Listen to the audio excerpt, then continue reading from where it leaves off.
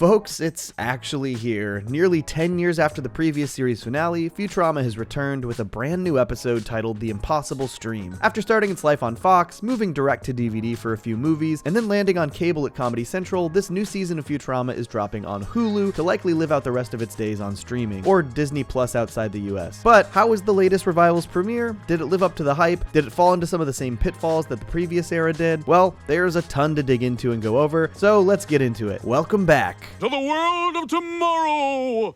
Hey, also, if you want more Futurama analysis outside of this breakdown, make sure to check out my podcast, Cartoons That Curse. Toonerific Tariq and I just wrapped up covering the last couple of seasons of the Comedy Central run, and we'll be covering this newest season weekly, episode by episode, so go check it out. Subscribe. Okay, so there is obviously so much to talk about with this premiere, but right off the bat, I want to say that after being very apprehensive about the show returning, I'm very happy with this premiere. Not only did I find it very funny, but the ways it followed up the previous finale, as well as other Futurama storylines, were incredibly satisfying. I do think people might find the Hulu storyline a little too on the nose. It does feel like they really laid it on thick with the revival jokes, but after 10 years, I personally don't mind it, especially because I just found those jokes to be funny. But let's start getting into the details because I have so much I want to talk about, and spoilers ahead, obviously. First up, the show has new title cards when it starts now, beginning with Hulu Presents, a Hulu original, a 20th century television animation production, which makes sense. Even shows that transition to being streaming originals tend to be branded that way. But I actually like the mystery vibes and score behind these new title cards. And the episode begins directly following up the events of Meanwhile, which was a major requirement for me. This also makes sense. They directly addressed the end of Into the Wild Green Yonder in the first Comedy Central episode, Rebirth, but Meanwhile's ending left a little bit more room for them to ignore it if they wanted to. This episode opens on the world still being frozen from the events of the previous finale, with the professor explaining the events from his point of view at the end of that last episode. Professor's lab notes.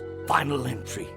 Time has been frozen for an unknown length of time. We see the events of the finale as we remember them, with the now iconic "wanna go around again" line, and those events then transition into the present with our first of many winks to the revival effort. Did someone switch the universe off and on?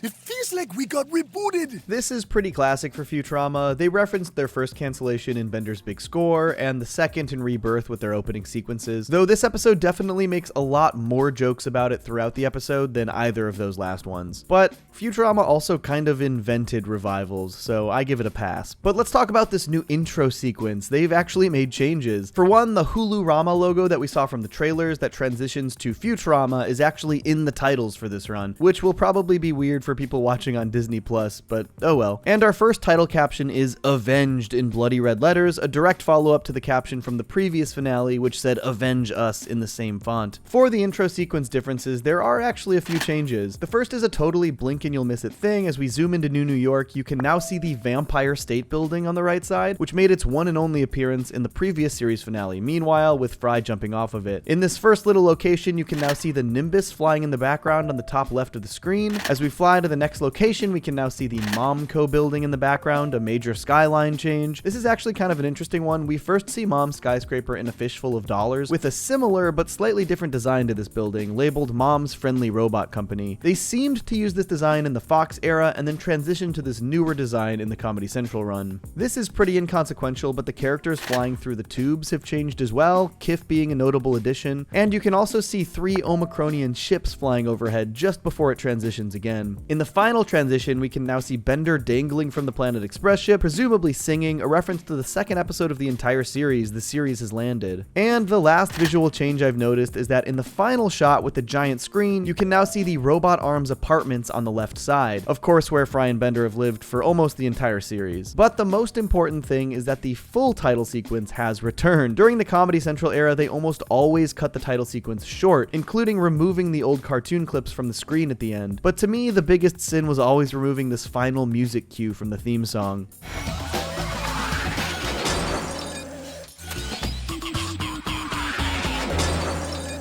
The episode properly starts by actually addressing the 10-year time jump, but explaining it away with the massive disruption in time from Meanwhile, which I think was a smart move. It would have felt weird if the crew had just been on adventures for the past 10 years that we had never seen, but it also gives them an excuse to comedically explain away their canonical ages having any importance. Did we get older? Younger? Science holds no answers. But I love how this transition and the revelation that they're now in the year 3023 leads to the episode premise. And Fry basically has an existential crisis about how long he's been in the future, deciding to set a goal for himself. I also love that the episode is about Leela choosing to support Fry's goal, no matter how stupid it is. It's nice that they're pretty firmly making Fry and Leela's relationship a priority, even in this mostly unrelated plot. Some good reassurance to the audience that they'll handle them well in the revival. Also, let's take a look at this shot of Fry when he sets his initial goal to watch every TV show ever. This is the funniest off-model pose I've ever seen, and I kind of love it. I'm not going to list them all, but the quick scroll down the list of future TV shows has some very funny little details in there. There are literally 66 TV show titles on the list, and you should definitely pause and read them all. Some of my favorites are Mets vs. Godzilla, Disenchantment, the first ever Futurama reference to Groening's newest show, Disenchantment, Alien vs. Predator vs. Bluey, Back to the Present, too many to name really. There's really funny stuff in there. But man, possibly my biggest laugh in the entire episode is the latest Scary Door, or the Scary Mirror, as they acknowledge the rise of Black Mirror as our modern Twilight Zone equivalent. What was once a creepy story about a book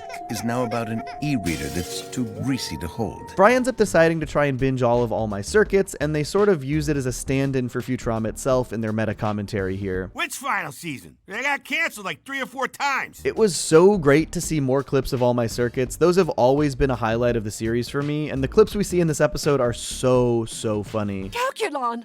But you weren't due back from the time travel convention until... Yesterday?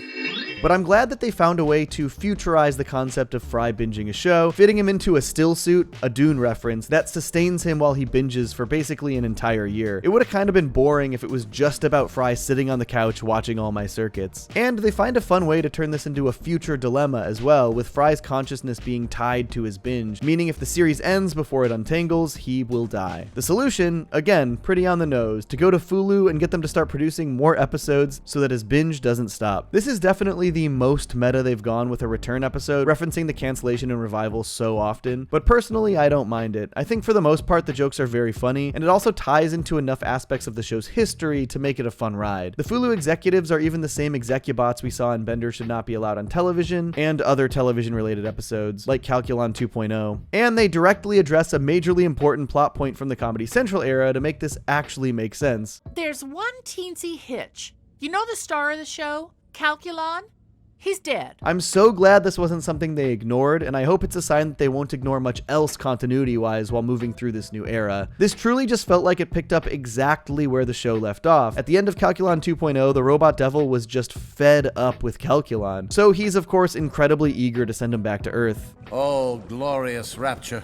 To return to the draped proscenium once more. Will you shut up and get into the resurrection canon? I also love that we get a Dan Castellaneta cameo here for the Robot Devil. Such a great character. Glad they got him in the premiere. And we also get the return of Slurms Mackenzie, though he does not seem to be doing well. And I think they escalate things pretty effectively here. Fry starts watching at 2x speed, which means that they have to basically just make new All My Circuits episodes perpetually to keep him alive, which completely burns out the writers, and so they replace them all with Bender. And actually, this is a perfect time to take a little break to talk about those writers. Futurama is actually one of the few animated shows that's covered by the WGA, which is on strike alongside SAG-AFTRA at the moment. If you're a fan of Futurama, or really any TV or films at all, it's important to show support for these striking workers, and here's exactly why. When a TV show is produced, the studios that produce it continue to profit off of that show, generally by selling its rights to TV networks for reruns or to streaming services to be hosted. Outside of streaming, there's something called residuals. This means that when a show continues to make money,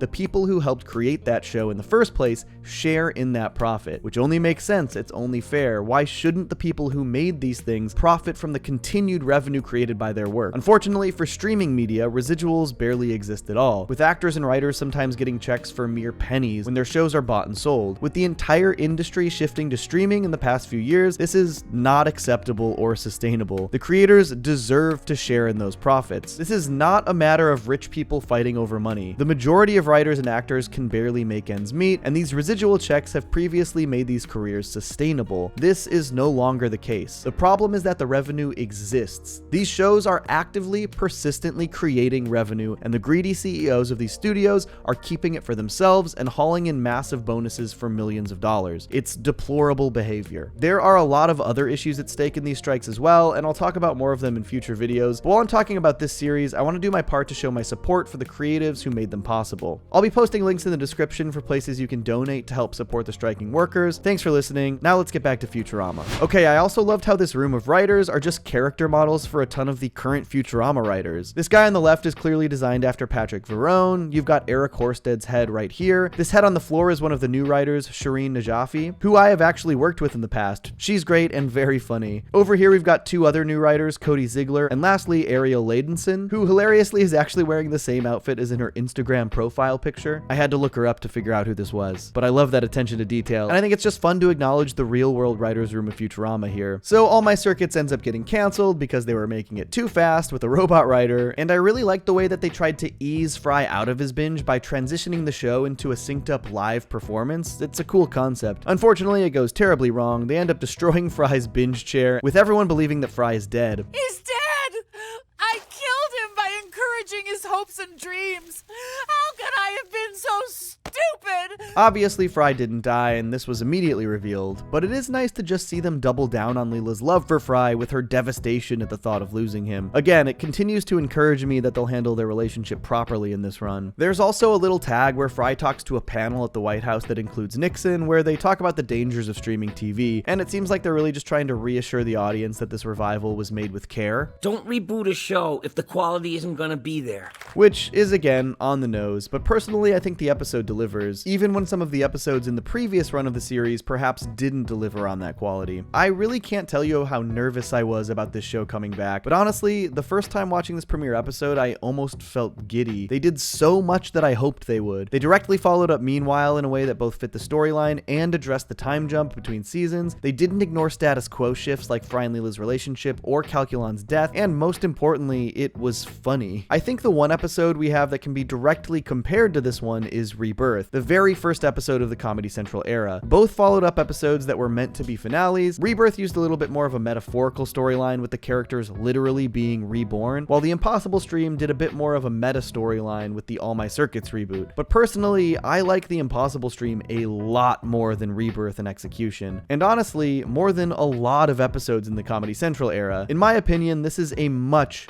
stronger start, especially after a 10-year gap. There are some stories that I absolutely love from the 52 Comedy Central era episodes, but they had some very frustrating writing tendencies. The show has always had serialized elements, but it felt like they were very intent on maintaining the status quo in its episodic nature, especially when it came to things like character relationships. And in doing so, it made some of my favorite characters do super unlikable things that would have been fine earlier in the show, but come across as heartless so deep into this run. The way Amy treats Kif in episodes like Proposition Infinity come to mind. One thing that was interesting about the meta dialogue in this episode was this line. How about picking up All My Circuits for 20 episodes? With an option for 20 more. Maybe a movie. And I think this definitely gives us insight into the possibilities of what we'll see from Futurama moving forward. We've already got that 20 episode pickup. It sounds like there's a major possibility for another 20 on the back end of this order, something I fully expect to happen. But the possibility of a movie is what really excites me. Look, I know it's very unlikely that we'll get a theatrically released Futurama movie, but that is still my dream. Not a movie that's actually 4 episodes smashed together like the DVD movies, but a big, properly structured, ambitious Futurama movie. We'll see. A man can dream, right?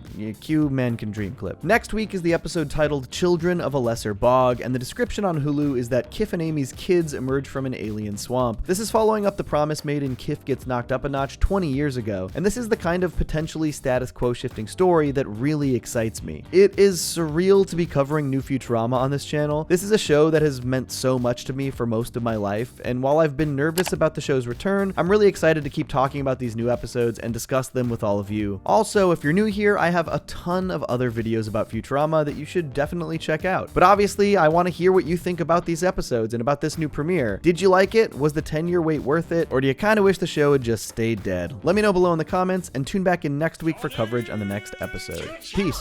I stay mellow watching Johnny Two Cellos. He talks cartoons, he's a really cool fellow. He keeps you posted on adult cartoons. If that's what you're into, then grab a spoon and a very big bowl of your favorite cereal. Feels like Saturday morning cartoon material. Johnny Two Cellos, watch him on YouTube. Now enjoy this groove and bust a move.